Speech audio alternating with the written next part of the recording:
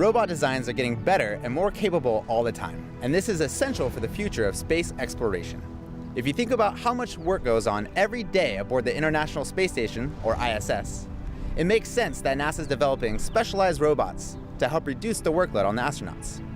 Systems like Robonaut 2 are already aboard the ISS and are starting to demonstrate their potential and value. Join us as we discover how scientists at NASA Ames Research Center are working on the next generation of remotely controlled robot systems for future space missions.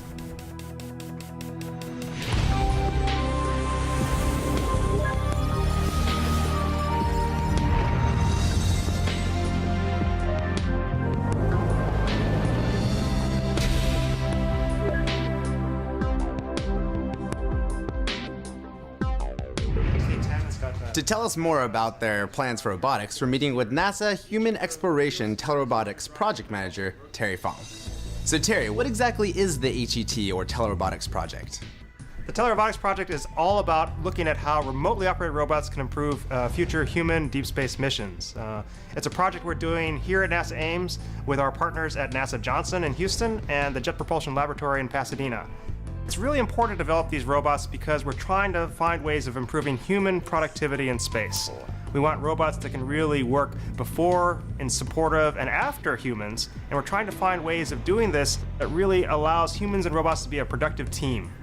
Could you tell us some examples of the types of jobs these robots do?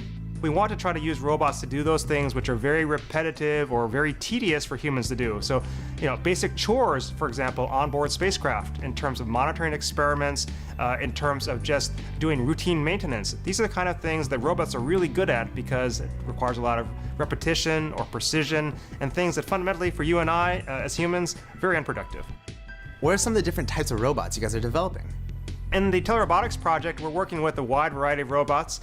At NASA Johnson, for example, we're working with Robonaut 2, which is a two-armed humanoid robot. It's able to reach out and pick up things just like you and I can use our hands and arms to move things around.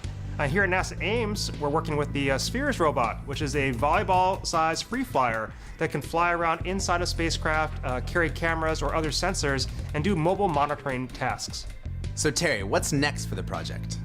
We have been doing a lot of work with both Robonaut 2 and Spheres on space station, but these are still in the experiment stage. Where we'd really like to be, and we hope to be within the next year or so, is at a point where these robots become not just experiments, but really tools, and maybe even beyond tools, as actual partners. So they're working day in and day out to help humans be more productive in space.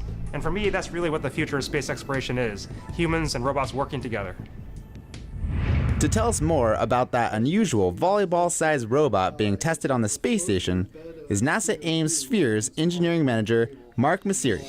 This is the Spheres. It was originally developed by MIT, and it flew up to station up in 2006. Spheres stands for Synchronized Position, Hold, Engaged, and Reorient Experimental Satellites. It's used for testing navigation and other guidance algorithms on space station. How does Spheres work? What does it have inside of it? It's all fully self-contained. It has its own thruster system, computer system, and then ability to figure out where it is on station. Inside, it has a small digital signal processor, so it's like a small CPU that helps it do all of the calculations it needs to figure out which thrusters to fire and how to get from point A to point B.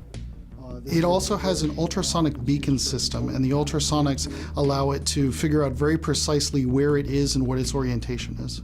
That looks like a cell phone. What function does that serve? For this particular project, we're using a smartphone to control the sphere.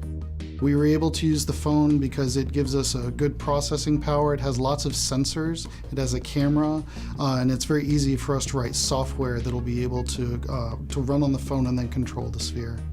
The hope is that ground would be able to create a plan of the things that they want the sphere to do. That plan would be uploaded to the smartphone. The smartphone then would monitor the progress of the sphere as it moves through station and execute those tasks. The real benefit is it's able to do this without crew needing to attend it.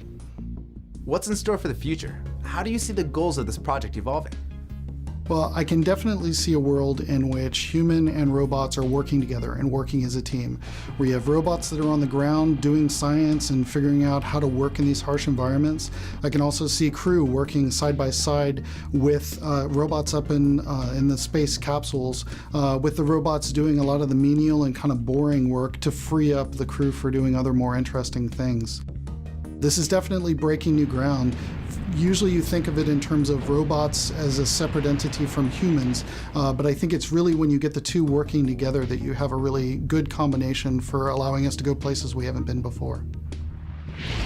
Thanks for joining us, and meet us again on our next Destination Innovation. For more information about NASA's Human Exploration Telerobotics project, please visit nasa.gov/telerobotics.